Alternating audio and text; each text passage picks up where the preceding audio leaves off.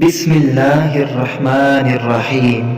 حدثنا عثمان بن أبي شيبة حدثنا جرير عن منصور عن المنهال عن سعيد بن جبير عن ابن عباس رضي الله تعالى عنهما قال: قال النبي صلى الله عليه وآله وسلم يعضد الحسن والحسين ويقول: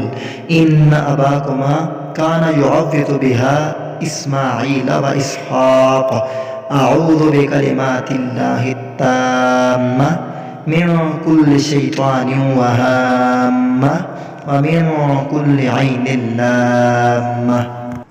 امام محمد بن اسماعیل بخاری بیان کرتے ہیں، ہم سے عثمان بن ابی شیبہ نے بیان کیا،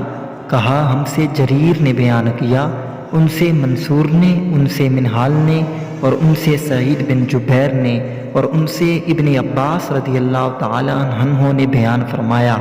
کہ نبی کریم صلی اللہ علیہ وآلہ وسلم حسن و حسین علیہ السلام کے لیے پناہ مانگا کرتے تھے اور فرماتے تھے کہ تمہارے دادا بزرگوار یعنی حضرت ابراہیم علیہ السلام بھی ان کلمات کے ذریعے اسماعیل اور اسحاق علیہ السلام کے لیے پناہ مانگا کرتے تھے۔ اعوذ بکلمات اللہ التامہ من کل شیطان وہامہ ومن کل عین لامہ، یعنی میں پناہ مانگتا ہوں اللہ تعالیٰ کے پورے کلمات کے ذریعے ہر ایک شیطان سے اور ہر زہریلے جانور سے اور ہر نقصان دینے والی نظر بد سے۔